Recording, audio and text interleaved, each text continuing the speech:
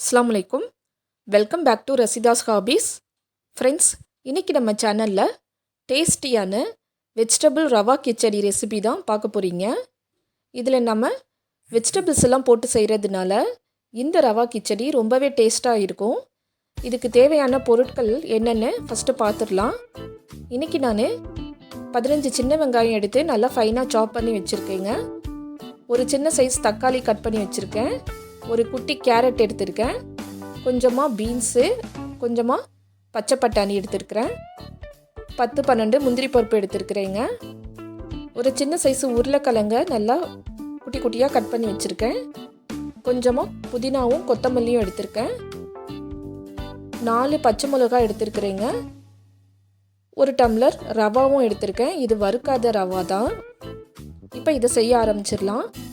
அடுப்பை பற்ற வச்சு ஒரு பேனில் ஃபஸ்ட்டு நம்ம ரவாவை நல்லா வறுத்துக்கலாங்க. அடுப்பை சிம்மில் வச்சு வறுத்து எடுத்துக்கோங்க. ஹை ஃப்ளேமில் வச்சிங்க அப்படின்னா இது டக்குன்னு கருகிரும். இப்போ நான் வறுத்தாச்சு. இதை ஒரு பிளேட்டுக்கு ட்ரான்ஸ்ஃபர் பண்ணிக்கிறேன்.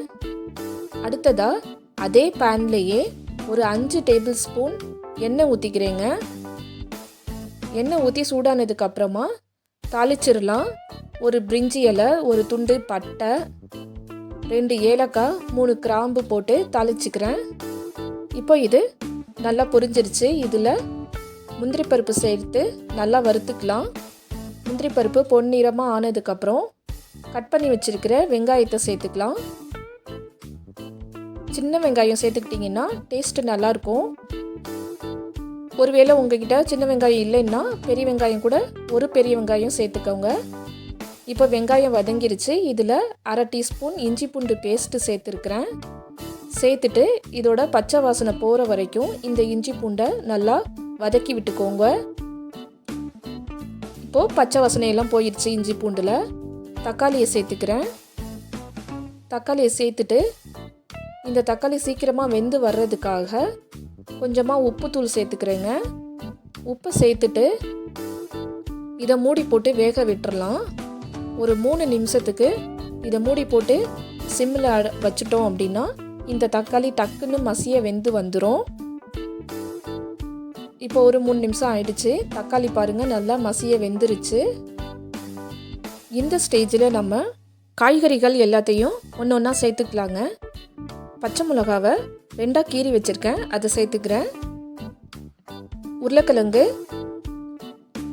பீன்ஸு, கேரட்டு, பச்சை பட்டாணி இதெல்லாம் சேர்த்துட்டு நல்லா மிக்ஸ் பண்ணி விட்டுக்கோங்க.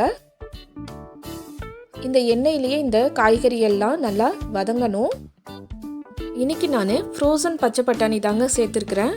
ஃப்ரோசன் பச்சை பட்டாணி சீக்கிரமாகவே வெந்துடும்.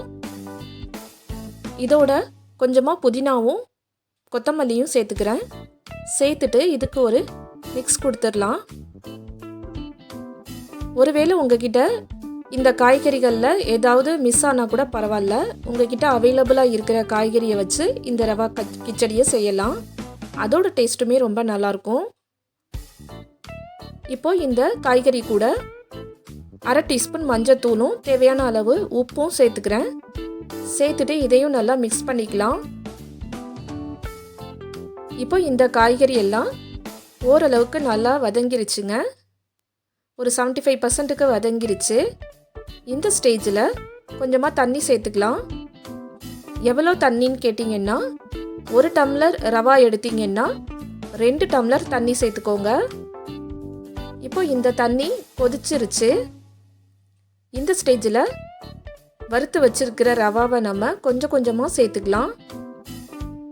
கொஞ்சம் கொஞ்சமாக சேர்த்துட்டு அடுப்பை சிம்மில் வச்சுக்கோங்க. சிம்மில் வச்சுட்டு நல்லா மிக்ஸ் பண்ணி விட்டுக்கோங்க. அப்போ தான் கட்டி தட்டாமல் இருக்கும். இப்போது மீதி இருக்கிற ரவாவையும் சேர்த்துக்கிறேன். சேர்த்துட்டு இதையும் நல்லா கட்டி இல்லாமல் மிக்ஸ் பண்ணிக்கோங்க.